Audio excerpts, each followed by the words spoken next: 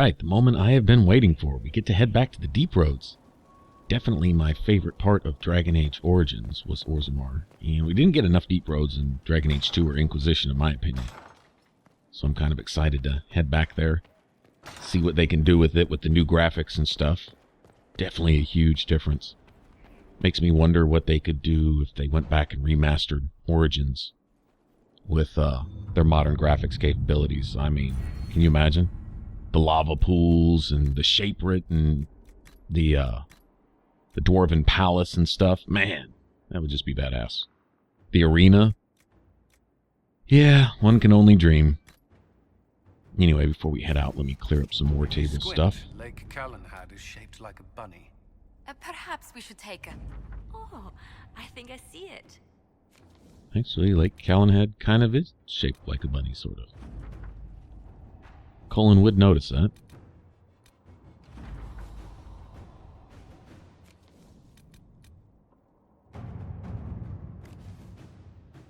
A worthy dwarf. I think the story here is there's somebody penning books in Varric's name. And when it says a worthy dwarf, the only worthy I know of was the guy, the busybody dwarf, who would make runes for you in the marketplace in Dragon Age 2. So he somehow managed to infiltrate the Inquisitor's Keep and get tidbits of stuff to put in his stories or something like that. I don't know. I haven't really followed that story out, but I noticed there'll be patterns of things on the war table for each follower. Sarah has some. Usually involves harassing nobles, ruining their dinner parties, things of that nature.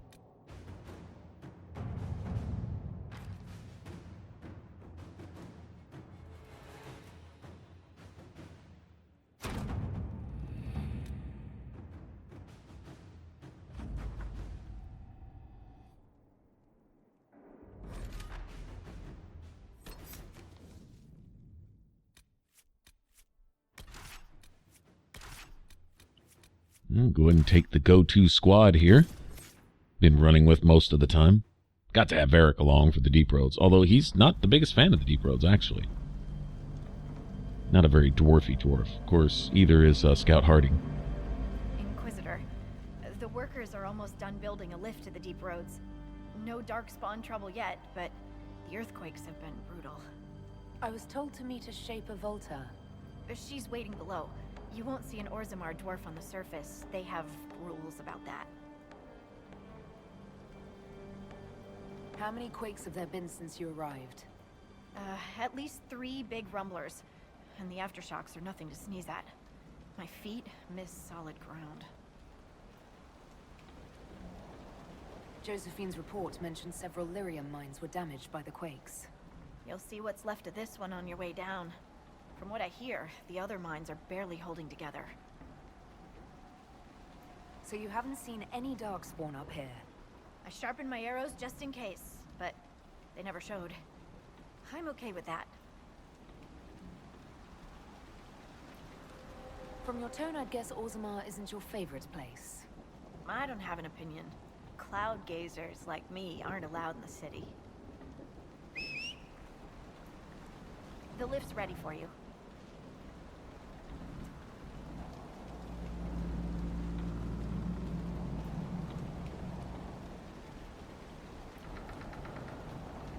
Oh, wow. Try not to shift around, and keep back from the edge. It's a long way down. That's what I was thinking. I personally would not be standing on the edge like that. No, no, no. Lowered into a hole. What an auspicious start. We've been in worse places. Perhaps you have, my dear. This reminds me of a story. Shocking. It's about an impossibly handsome dwarf and his friend who got crowned King of the Nugs. A Nug King, really. It's not as good as it sounds. Nugs mostly just shit on the floor and roll in it. Welcome to the Deep Roads. We should be wary of raw lyrium. I'm more worried about finding darkspawn. Neither is a pleasing prospect. I guess each companion would give you unique dialogue, bringing them down here. Look at this. See what I'm saying? Imagine what they could do with Orzammar. Seriously. I cannot see BioWare not doing this. Magar, Navrik, your names will not be forgotten. You must be Shaper Volta. A trust Vala, Inquisitor. The Shaper it welcomes you to the deep roads. You look as though you're hiding from something. As a citizen of Orzammar, even a glimpse of your sky could cost me my position and render me castless. Gotta love real dwarves. Right? What does a Shaper do exactly? We chronicle the life and times of our people. You're historians. Also scholars and genealogists. Shapers preserve knowledge in the memories, an archive in Orzammar. We record memories in Lyrium to ensure they never fade. We must be meticulous in every detail. A difficult task. How many dwarves have you lost? More than we can count. The mining caste has suffered greatly. Our situation has worsened since we contacted Skyhold. The quakes collapsed this mine and shattered a seal, keeping the Darkspawn at bay. The Legion of the Dead hasn't been able to mend the broken seal, and we can't afford to lose any more lyrium. What will happen if we lose more lyrium mines? The surface needs lyrium for all sorts of magic. The Inquisition more than most, I understand. And Orzammar's economy relies on the lyrium trade. Without it, there will be chaos above and below. Orzammar deals with Darkspawn all the time. Why request the Inquisition's help? The Legion isn't prepared for this level of disaster, and the Grey Wardens haven't answered our calls for aid. Any threat to the flow of lyrium requires immediate response. The Inquisition is the only force we can rely upon. I trust this Legion of the Dead isn't actually deceased yet. Not yet, but they are ready to die.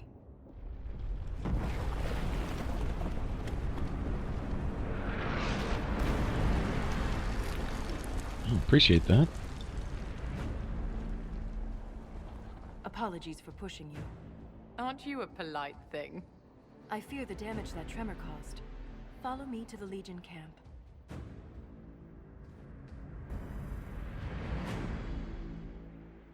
Alright. This is time to head out. So she's from the Shaperate, which would be the, well, essentially the historians, those who chronicle things having to do with dwarves in general. Real dwarves, of course. If you don't belong to the real dwarves and you get struck from the records. This tells me the dwarves have lost more history than they've actually kept track of, if you know what I'm saying.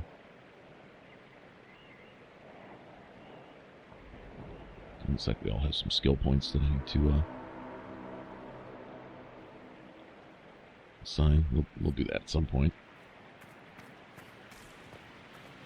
It's kind of just gravy now. Any skill points we put in now are to get maybe a few passives that might buff our primary stats a little bit, stuff like that. These roads are dangerous.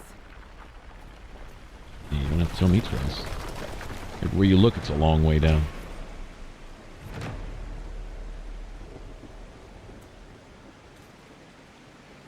So these earthquakes, well, essentially the primary reason we're here. Not just threatening the lyrium tunnels, which of course is the best way to get the dwarves up and moving, is to threaten their wallet. Right? When their economy is, you know, I mean, they really rely on the lyrium trade. That is, everyone else relies on it, and they rely on us to continue buying it and stuff. An ogre! Why it has to be smuggled, I can't figure out, because it's literally everywhere, and it's the law keepers and the lawmakers who rely on it most. Templars, mages, stuff like that. I don't know. Just saying. Alright, and seeing this guy, this like just brought back memories. This made it all good again. I'm like, yeah, start me out with an ogre. That's what you do.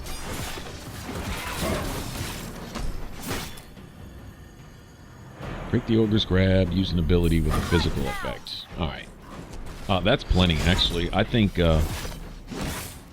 Mighty Blow's sure to work, right? But I'm thinking Grappling Chain probably does too. So I'm good with that.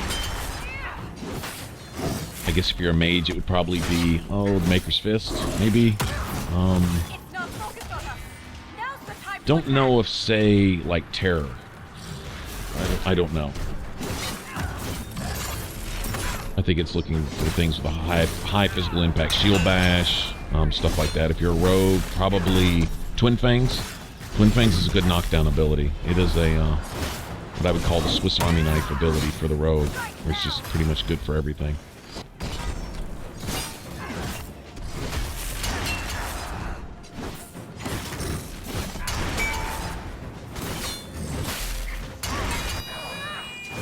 Keep taking it. There you go. That's where I get a big percentage of damage with this. I have having a bit of a problem. I did a little experimenting stuff with my armor on this warrior. I went with strength so I could get some bonus attack, as opposed to either going with cunning or dex. If I lost you, I'd never make it out of the deep roads. I'm sure you would find a way. If the Ogre reached this point, the Legion must be overwhelmed. Let us hurry. Yeah, no doubt. If the front lines are ahead and the enemy's already back here, that tells me they made it through the front lines. Revered Defender, Tier 4, Shield Schematic. Really? Huh. Might not actually take a look at that. Make something for Cassandra, maybe. But anyway, I put Strength in my armor for attack. And attack is just basic damage. They corrupt everything, even the air. And I also have willpower on my amulet for more attack. And so between my armor and my amulet, I probably have an extra 25, 30 points of attack. But you know what I'm thinking? 25, 30% extra damage, I guess. That's damage percentage or whatever. Is nothing compared to what I can get off my criticals. And I'm thinking of going back and completely rehashing my stuff, because my numbers aren't quite what I'm used to. They're not quite half, but I think I get a lot higher critical damage bonus. I could be using some of these slots for stuff like that. Like, if I go ahead and put critical chance into my entire armor set, which means I need to go make a rogue set for myself out of Snowflower skin, the armor rating will be lower. Critical chance will be much higher. And, that means one less slot that I have to use, say, in my weapon for critical chance, and I can sink that into critical damage and get a much higher percentage bonus on critical damage as a result. Still keep my critical chance high. So I'm going to go back and I'm going to retool. Maybe when we're done with this DLC. I don't know. But it was a good experiment. It was just to see what I prefer more between attack and... My old Reaver setups got a little more damage overall.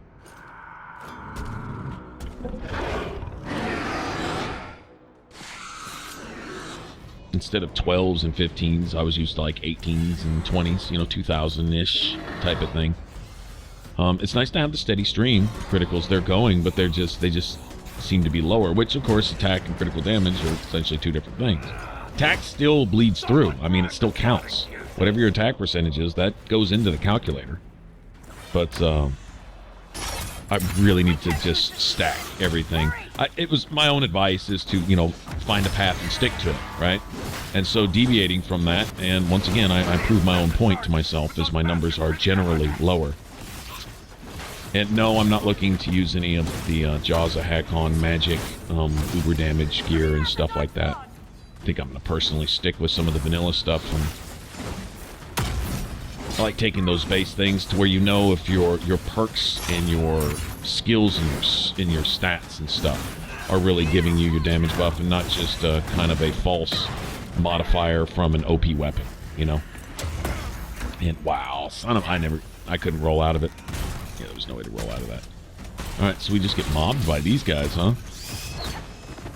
Nice.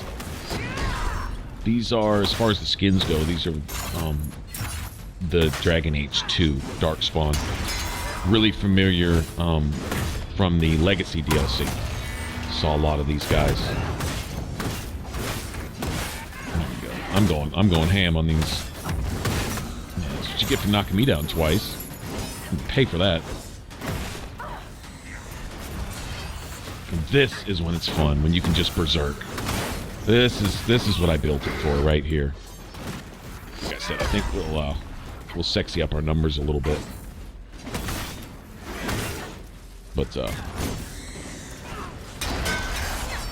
yeah, see, Mighty Blow should be hitting harder than that too.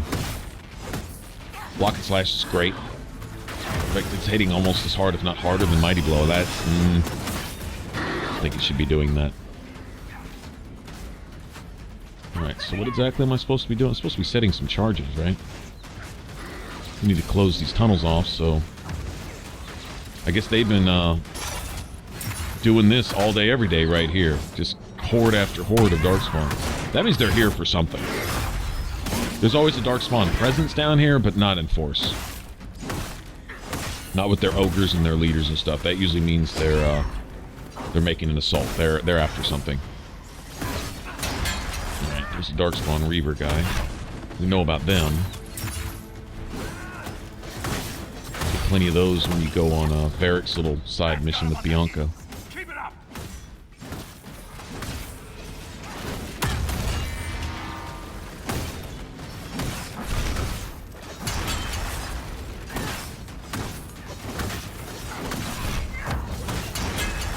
Yeah, 17... Oops, I'm just sitting here looking at my numbers. 17, 15. A little low.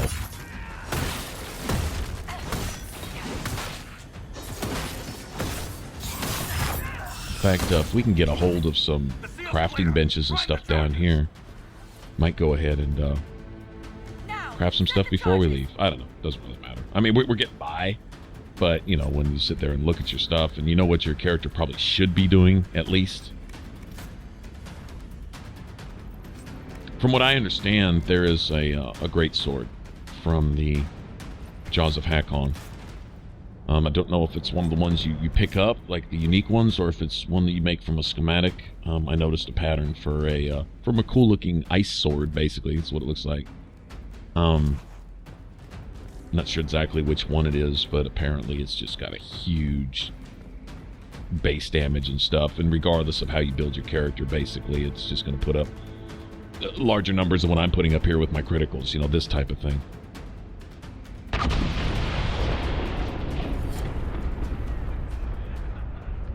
And I call boo to that, you know? Boo. No good.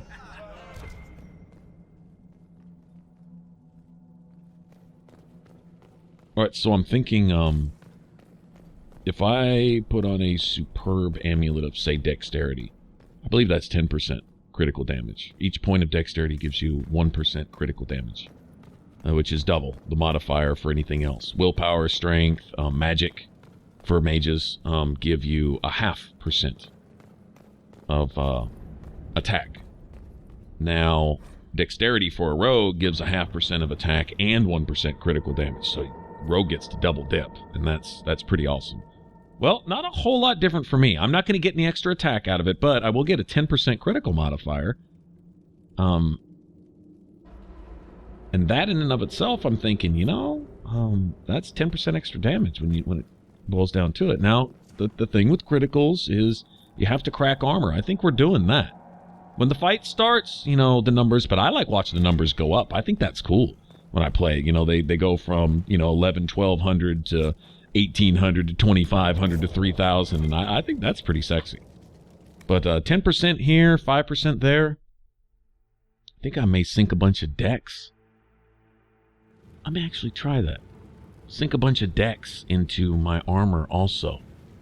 Wonder how many points I can get from a Prowler set. I used to go cunning for the extra critical chance, but I'm getting all my critical chance out of my weapon. Inquisitor. I might just leave my weapon as is. A veteran of the 5th Flight and one of the Legion's finest commanders. Someone paid her to say that. Appreciate the help, Inquisitor. Collapsing that seal bought us time.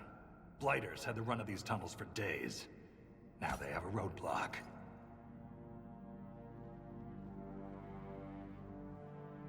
How many deep roads are there? How deep do they go? They'll take you from one side of Thetis to the other, if you have a death wish. The roads once connected dwarven cities that were hundreds of miles apart. Then came the Darkspawn. Ren and I have been exploring this region, reclaiming it, but the work is slow. Mark the map, fight an army.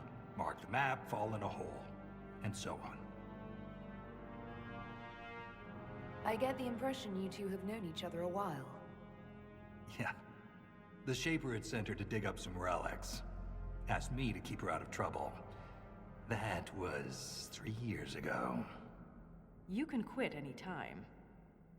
Not when we still have things to fight about. For such a small group, your people have held up well. The Quakes took a lot of us. Reinforcements will be slow to arrive.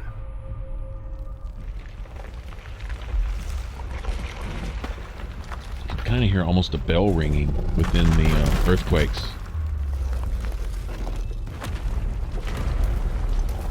Take cover!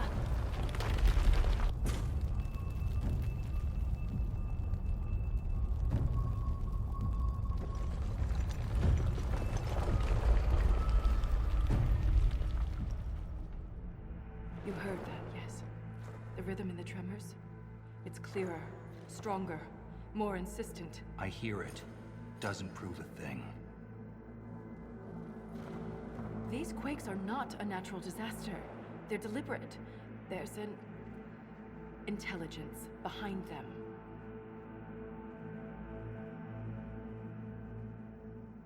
If something is causing them, the strength required would be incredible. What could do that? Here we go. I found an ancient text during an expedition with Ren last year. At the time, it was just a curiosity, but now... The text describes giant creatures, called Titans, living deep underground. They sing in the stone, shaping it. When these quakes began, I believe we heard that rhythm. I believe a Titan is causing all this destruction.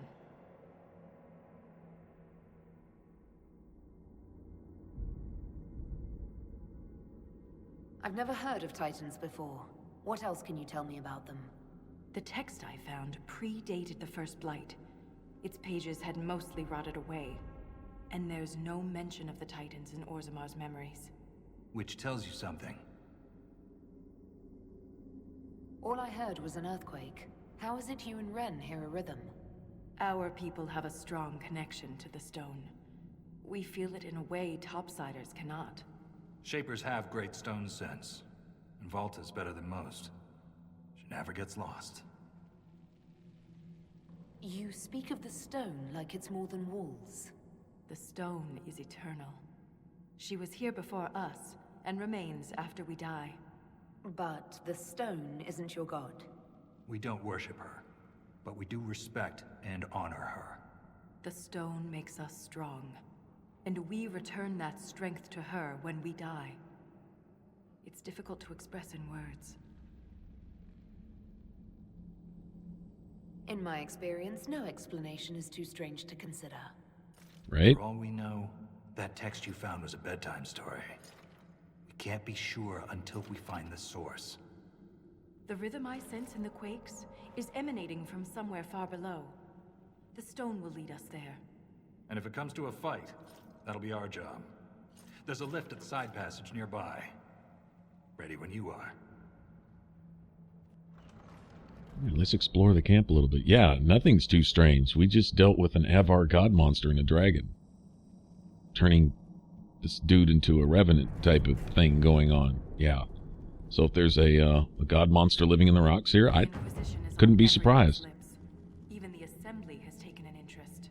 In his younger years, King Harrimont would have greeted you personally, but he is too old now for such a journey. How does one become a shaper of memories? I was born with a keen stone sense. It caught the Shaper's attention, but my passion for history earned me the title. It was never really a choice. You seem quite excited by the idea that these Titans may exist. My connection to the stone allows me to hear it, but I can only listen. Titans can sing through the stone. It is extraordinary.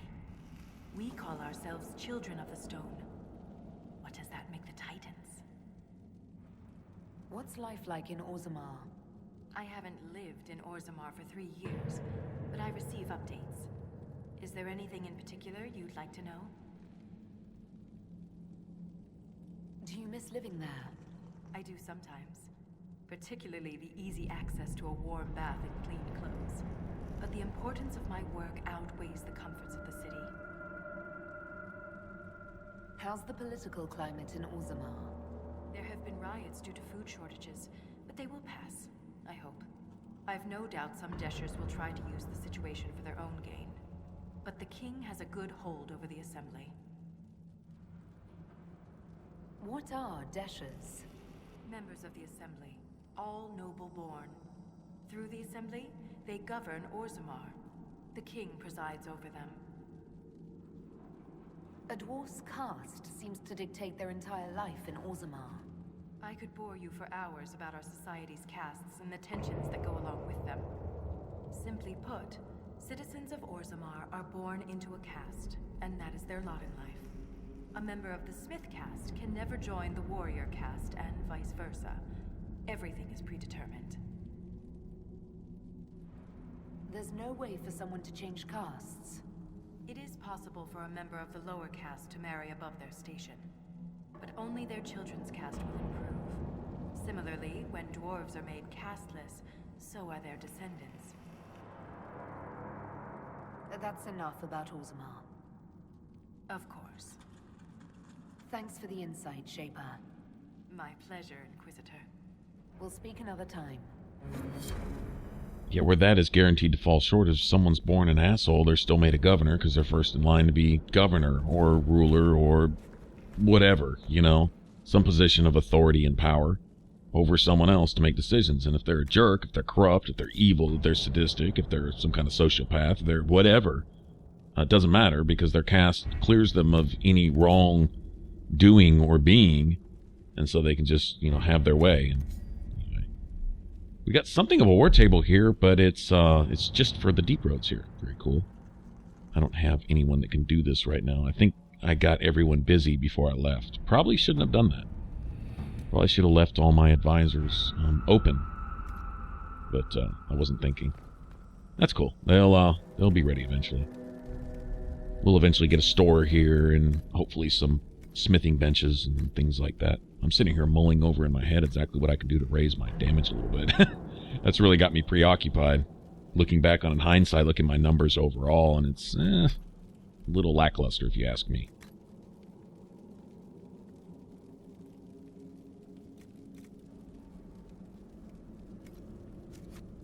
Also playing into my party synergy is the fact that the more damage I deal, the more focus I gain as a party. Everybody's got max focus gain stuff in their gear. That's like the whole thing.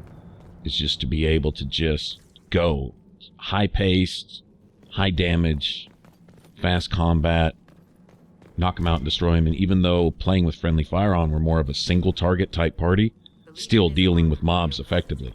Even if it's a target at times, the idea is to burn them down so fast that you can still accomplish essentially the same thing without having to do all the big AoE firestorms and lightning storms and all that other crap that we can't get away with, because that does a lot more friendly fire than it does towards the enemy.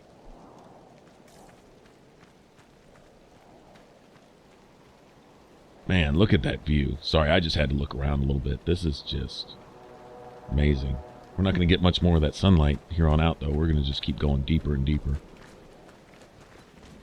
I totally love exploring this. This is what I miss from Origins. I can just imagine, once again, if they went back to Origins and remastered it, just exactly what they could do with it. Be awesome. Look at this. All the detail in the rocks, and moisture on the walls, and flames, and the dark tunnels, and all that good stuff. Oh, you can clean it right. Alright, so when we get back, I guess we'll take the lift down to the next level and see what else there is to see.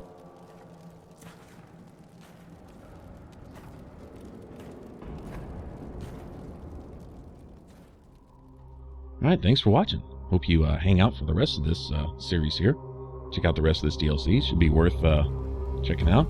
If you want to subscribe, click that button up top for the Inquisition playthrough. You can click that image there in the middle. It should send you straight to the playlist. Y'all take care. Bye-bye.